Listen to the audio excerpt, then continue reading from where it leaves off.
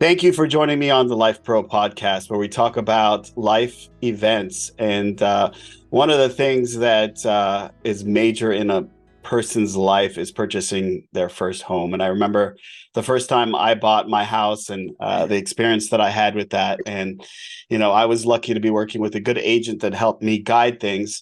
And today on our show, we have a broker that works for Berkshire Hathaway. His name is Dennis Adelpour. Thank you for joining us today. Dennis, how are you? Doing awesome, man. Really happy to be here. Thanks for having me. Tell us more about yourself. Tell us about your journey, what you do, and how you ended up here. Sure. I started my real estate career in San Diego, but before I was a real estate broker, I worked as an analytical chemist for like 10 years. I was a biochemist in undergrad, and then in San Diego, went into industry and started, working as a chemist for about 10 years. But, you know, being in that field and being in a corporate setting wasn't like really my thing. I really liked kind of an entrepreneurship, kind of work for myself type structure. So, while I was working there as a chemist, I went back to school, got my MBA. I started a tutoring company. I just kind of did different things to kind of find, what I thought was best for me. And at the time, one of my clients for my tutoring company was a big time agent in Del Mar. Del Mar is just a really great coastal beach community in San Diego. And he invited me over to his office one day. I was 24 at the time. He showed me this amazing ocean view and he showed me how much money you can make. And so, as a young kid, I thought that was a great opportunity. 1 month later, from that time, I went and got my license. And I also sold my first $1 million house right after getting my license. And so, it was just a great experience for me. It gave me the opportunity to be in a field that, when I look around at all the wealthy people around us, all of them are associated in one way or another with real estate. So I thought to myself, well, this is a great opportunity for me to be an entrepreneur. I can work for myself. The income is endless, and I can be an absolute expert in the, most important asset that, most people are going to have in their life. So transitioned into real estate full time in San Diego, did really well there, and then moved here about 9 years ago with my wife to start our new family. And now we're doing our thing here in Berkshire Hathaway in Brentwood. Great. And what do you love most about being a broker, and what do you think sets you apart from other people, from other brokers, I should say? Sure. I love the fact that, you're dealing with really important decisions. I mean, when somebody buys or sells a home, it's typically, the biggest asset they have. So it's a lot of responsibility, and I appreciate that trust and I appreciate that responsibility people give me. So it's nice to be able to contribute to, people's ability to buy and sell real estate. It's a stressful process. It can be. It's a costly process. It's one of the most expensive assets people buy. So it feels good to be a part of something that, can bring a lot of help financially and kind of emotionally, because this can be a long process and sometimes be grueling. So to me, that's kind of what I really enjoy Yeah, about, being able to help people. right. I mean, growing up, I was always raised that, it's if you're renting a house, you're throwing money away. Um, where when you buy a house, it's more of an investment. So Sure. do you agree with that? And what are the benefits of buying a house? Well, I mean, everything has its pros and cons, and everything is relative to the person. So, if you're renting, you're very mobile. You can, rent a place sometimes, and then within a year you can move out. It's really easy to move out and find a new place. You can be in a new location. So if you're trying new places to determine, which location you like, it's probably better to rent to kind of get that feel first, because, buying a home is a real commitment. But with buying a home, it's your home. No one can kick you out. You can make renovations. You are paying down a mortgage as opposed to paying down rent. But with buying a house, you also need a down payment, whereas with renting, you don't need a Yeah. down payment. Yep. And with, when you buy a house, any repairs, it's on you. So it's a lot more responsibility when you buy a house, but it also is very gratifying, because after 10 years, after 15 years, theoretically, statistically speaking, property values always go up. So it's just a nice investment. And a lot of people, they retire on the money that they made from the equity of their home later in life. So, definitely history has shown us that buying real estate is one of the safest ways to build wealth, keep wealth, and have retirement. But in everyone's situation, buying versus renting, it's just more of a personal thing. But Yeah. as an investment, I mean, renting is not an investment, buying a Yeah. property. So, Yeah, absolutely. I agree with that 100%. I think, building equity through paying down your mortgage and also appreciation, which is historically has been the case. And obviously timing has a lot to do with that and finding the right opportunity and being in a house. Typically, how on average do you know how long people stay in a house before they sell? there are statistics out there. People say like sometimes between 5 and 7 years. But Mhm. there are people that I know that have been in their home for 40 plus years. Yeah, Um, maybe the, younger generation, maybe are a little bit more bouncing around 5 to 7 years, but it really kind of just all depends on, again, it's all perspective and kind of relative yeah. to that person. But, if I had to say a number, 5 to 7 years. And as far as like, as far as knowing when you can afford a better house or upgrade your house, is there a rule of thumb for, uh, you know, what price range I should be looking at, or is there a guidance you could provide to people that with in regards to how much can I afford? Sure. So, I mean, the biggest kind of hurdle when you're buying a house is the down payment. So, being able to have that is its own kind of challenge. So, if you have that, you've got the first part. Then it's going to be the monthly payment. And so, the last thing you ever want to do is become, they call it house poor, where you overextend yourself, you go buy this expensive house that you can't afford. The monthly payments are just, Yeah, they're big. You're forced to not go out, you're forced to not take vacations. Any type of repair is a headache because you don't have the money for it. That's probably the worst thing you can do to yourself. So, again, this is kind of more of a personal thing. How much money do you make a month? And what yeah, is your monthly payment going to be? What happens if you don't make that monthly income anymore? What if that monthly income goes to half? What's going to happen? uh, So all of these things there's no like true rule of thumb. People mhm, have said, don't spend more than a third of your monthly income on your mortgage. I mean, maybe that is a good rule of thumb, but at the end of the day, it's super important to sit down with a professional and go over these questions because everybody's situation is so different. Everybody's situation right, is super personal. So when it comes to such a huge investment, such a huge asset, I don't really like talking about rules of thumbs because it's everybody's situation is so different. So I yeah, think this is a situation where having a good agent, sit down with you, and a lot of agents, like I think of myself as more of an advisor.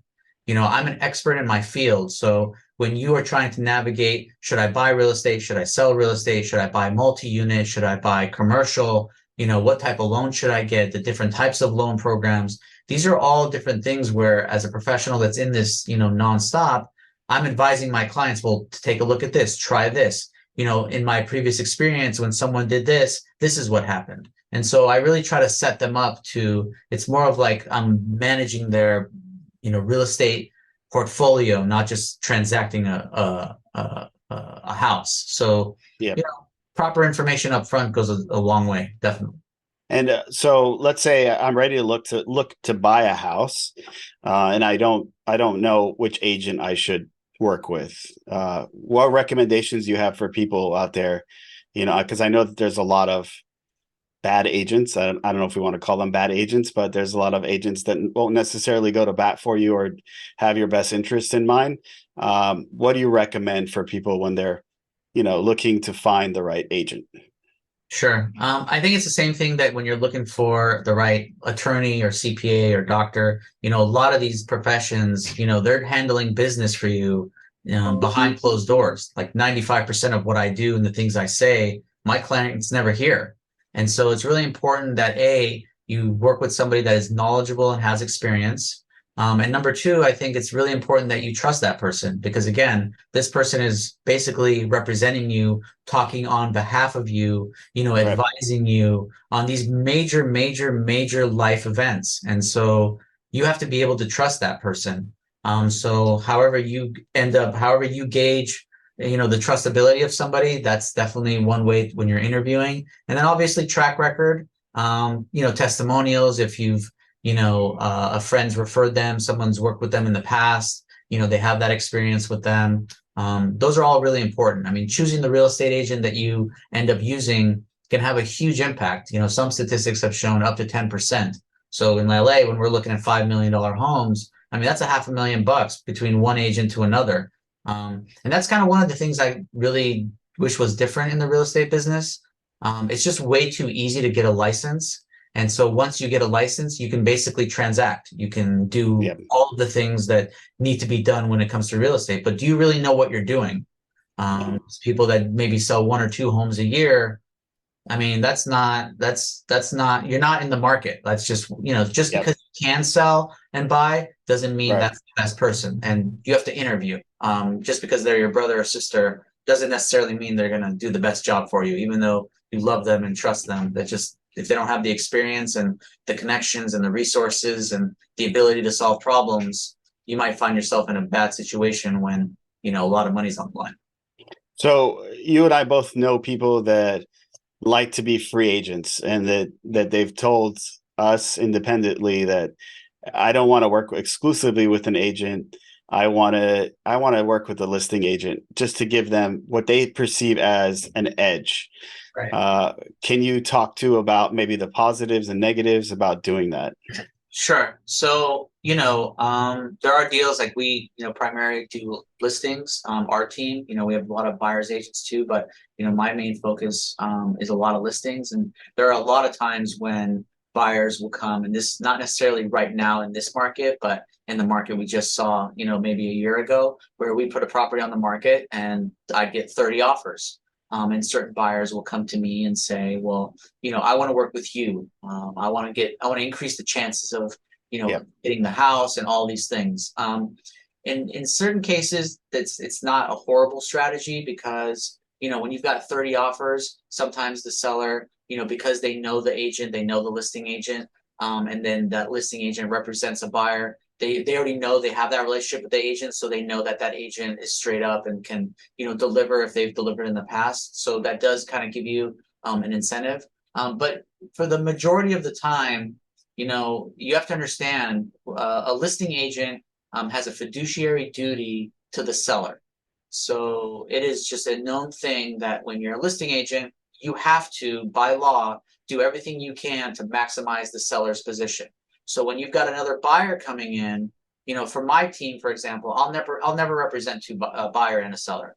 I'll have to give that buyer over to one of my teammates, because just like if you have an attorney cannot represent both sides at the same time. There's zero way. You can't. Right. It's not. It doesn't work that way. So when in our team, we're very kind of transparent in the way we do it. A lot of times we get our manager involved because, having multiple offers, we want to make sure we're super, super fair. But I have heard stories where, a listing agent, takes full advantage of the buyer because they represent the seller. And although the seller did take the deal with this buyer and the listing agent did represent both sides, that buyer it wasn't to their best interest. That agent wasn't looking out for them like they would if they had their own representation. So, when you're going, like, I guess you don't want to call it a fight, but it's kind of like a fight, one agent versus the next to kind of negotiate a deal that's best for their particular side.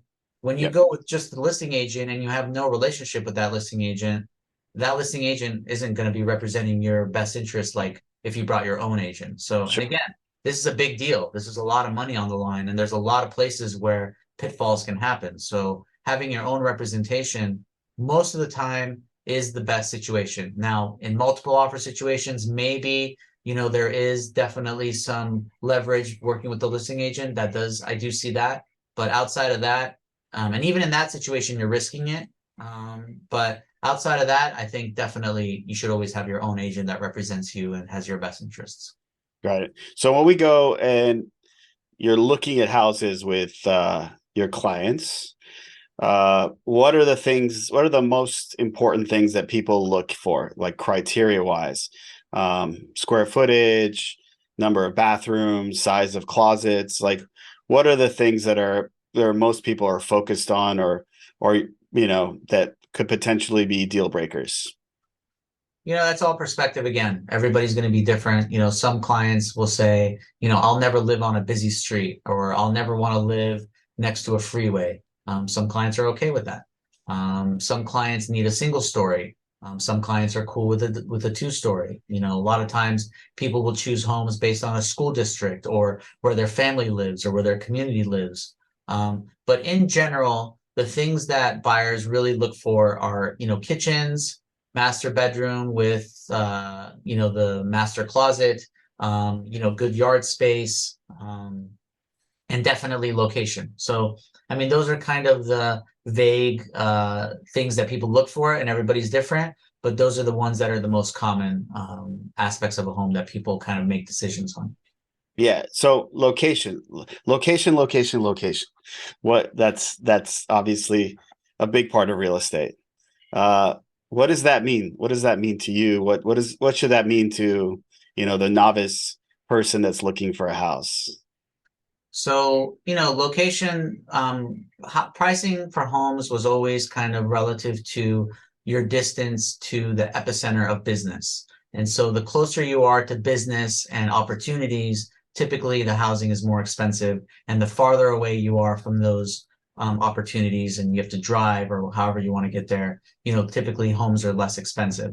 But nowadays, you've got a lot of remote work. So location kind of gets neutralized a little bit there. And also location is also where your community is or where your family is. A lot of people want to live where their other family members are, where their community is. So when it comes to a good location, what makes a good location, it's something that is in high demand. And so people love places that are in high demand because they'll never have a tough time selling, or they'll never have a tough time getting their property rented out. They believe that when you're in an A+ location, like if you're in Los Angeles, it would be a Brentwood or a Beverly Hills or a Westwood or a Bel Air or Santa Monica, Palisades. They believe that these are the areas that will always go up over time the best way possible. That's not always the case, but properties in A+ locations do tend to hold their value a little bit better than other places. And the fact that they're always in high demand, again, makes it easier for you to, when you want to sell, it'll be easier to sell. And when you want to rent it out, typically because there's so much demand, you'll also be able to rent it out easier too. So Yeah. that's kind of what location's all about.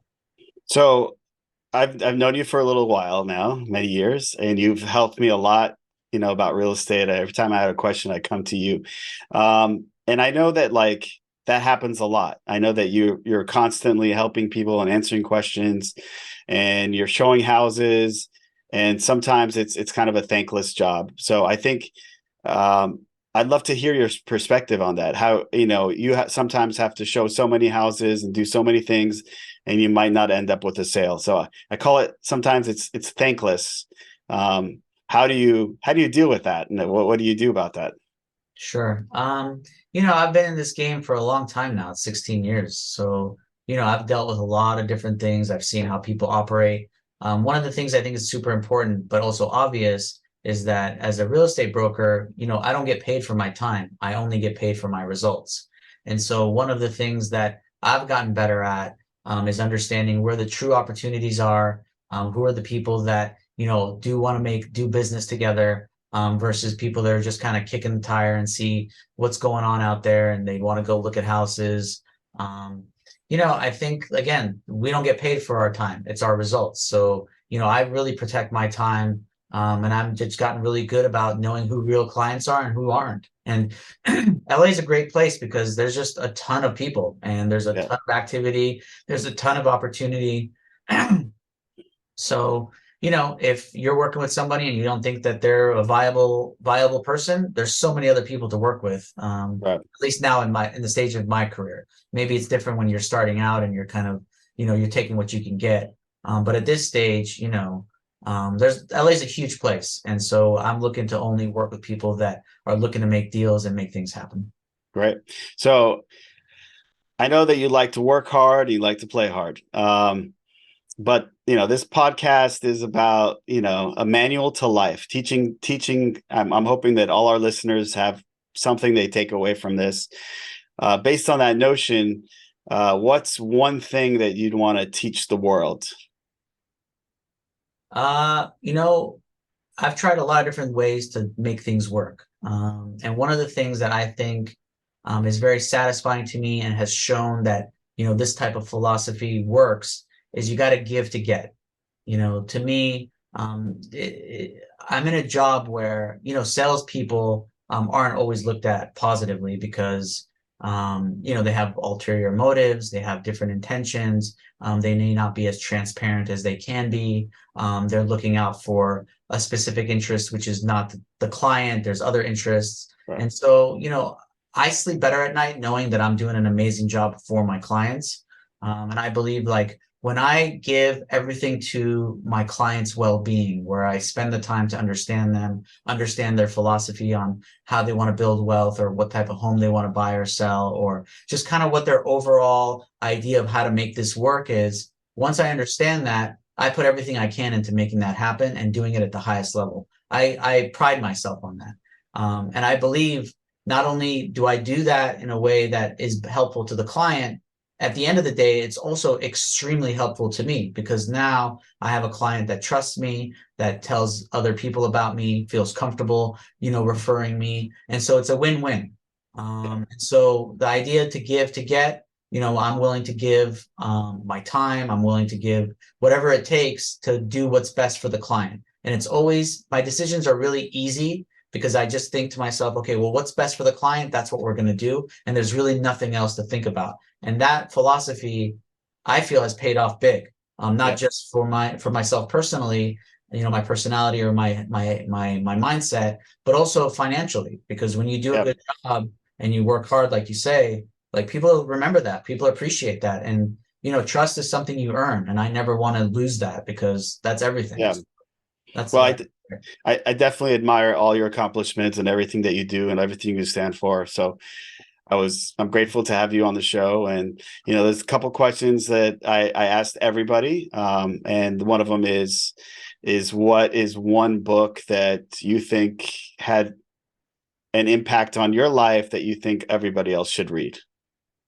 Sure. When I was an analytical scientist, I was basically stuck in a lab by myself with headphones and super antisocial, super independent, didn't have any client facing anything. I just did my business and went on with my way. And that's for 10 years.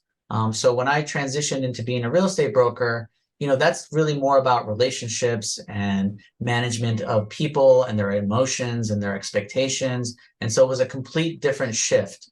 And the one book that I probably read, I'll probably say at least 10 times, like this particular, it's a manual that I still, to this day, if you look at that particular book, you'll see notes all over where like all over again and over again, I'm constantly referring back to it. And that was Dale Carnegie's How to Win Friends and Influence People. Being able to communicate properly with your clients, with your colleagues, with different vendors. And there's a lot of it is all the way you communicate. So it's not what you say, it's how you say it. And that book really taught me, how to communicate properly. And again, it's not what you say, it's how you say it. So that book was fantastic for me. And I recommend that book still to this day. It's an older book. I think it was, written in the mid 50s, or maybe even sooner. That's a book I loved and I thought was super helpful. Great. Well, I really enjoyed our discussion today. I hope that a lot of people got a lot of insight into what you were saying. I think that obviously you had a lot of nuggets here. Being able to find the right agent is very important. Having that connection, making the right decisions, communication, and give to get. I think there was a lot of good things that we learned today from you, and I appreciate that. So, how does somebody get in touch with you? You can email me at dennis@dennisadelpour.com. You can call me on my cell, 310-573-8670, or you can text, or you can visit us at theadelpourgroup.com website. Thank you, Dennis, for your time. I had a great time talking with you. Hope you enjoyed it as well. Yeah, it was awesome. Thanks, Amit. Take care. Take care. Bye.